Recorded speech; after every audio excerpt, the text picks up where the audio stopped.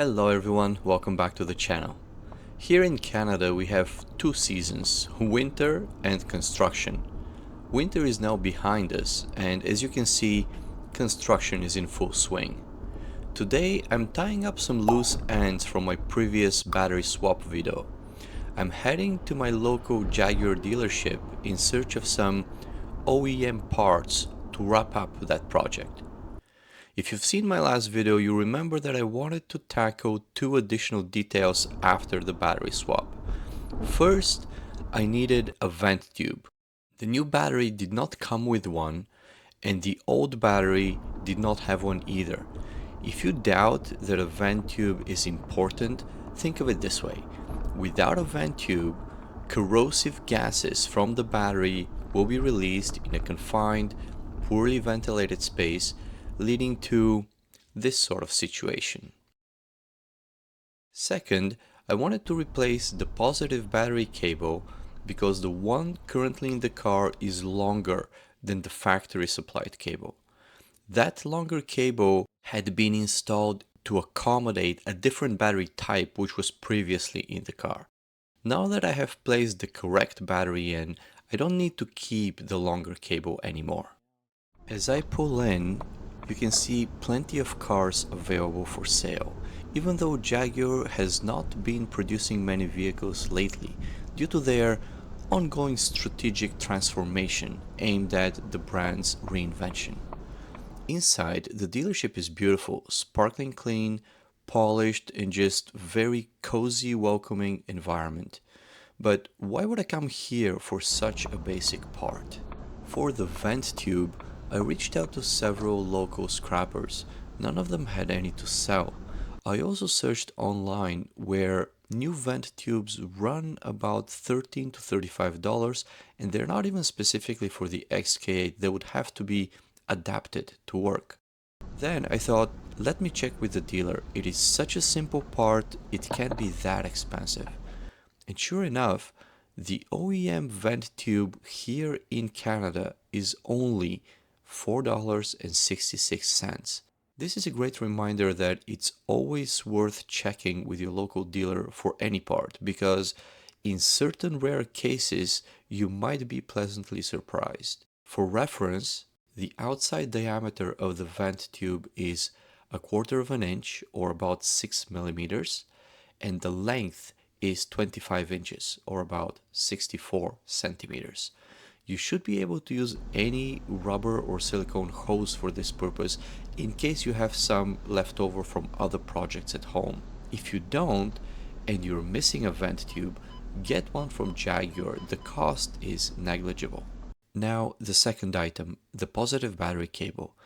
That's a different story. I couldn't find a stock Jaguar cable on Amazon. There are generic cables in the $15 to $30 range. There are also used options on eBay where once you factor in shipping, you're easily hovering around 100 Canadian dollars. For comparison, the brand new OEM cable at the dealer is over $203, which, at least to me, feels steep. So I've decided to leave the current cable in place. It's been in the car for many years without any issues. Yes, a slightly longer cable does introduce a bit more resistance, which then results in a small voltage drop.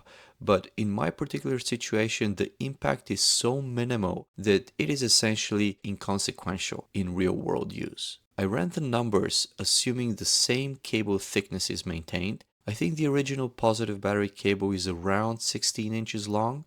My current cable is 36 inches long. And you can see the calculated voltage drop difference for various loads on the system. Even in the worst case scenario at 150 amps when the starter motor is engaged, the voltage drop is only 41 one-thousandths of a volt. This difference would hardly make any impact to the vehicle electronics. So the current positive battery cable remains in the vehicle. The new OEM vent tube goes in.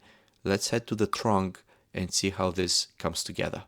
The battery has two vent holes. One is here, the other one is on the other side.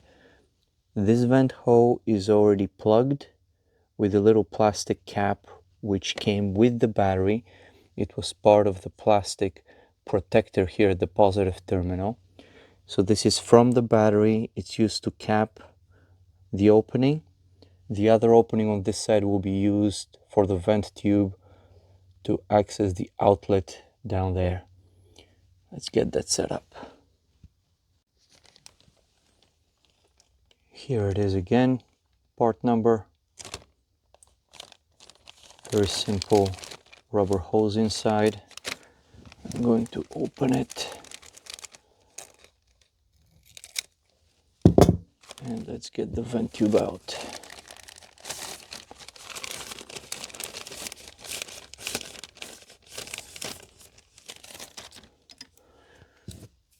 The rubber actually feels nice and soft, very flexible, and this gives you an idea of the opening internally.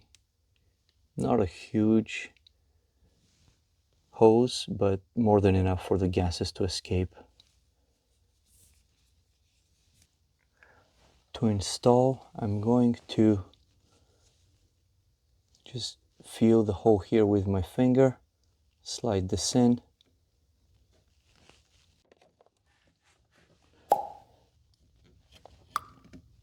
A bit of a tight fit here, but it works, it's secure now.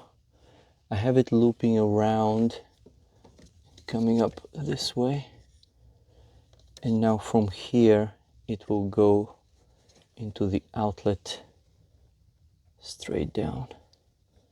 There we go. Very simple, and at this point the vent tube is essentially installed and in place. Quick and easy, almost effortless. And now everything around the battery is basically sorted. Gives you peace of mind, which is in a way priceless. You know what I'm thinking? I should have probably kept this red protective cap here for the positive side of the battery, for the positive terminal. I threw it out, and I'm kind of regretting that now. But anyways, let me know what you think about that. It's probably a good idea to have that covered in a way, even though the car cover on top of that is plastic. It's not conductive. It won't transfer any electricity over if this ever touches, but it's probably better to have this red cover in place. Anyways, next time. Thanks, folks. Have a wonderful rest of your day, and I'll see you again in the next video. Take care.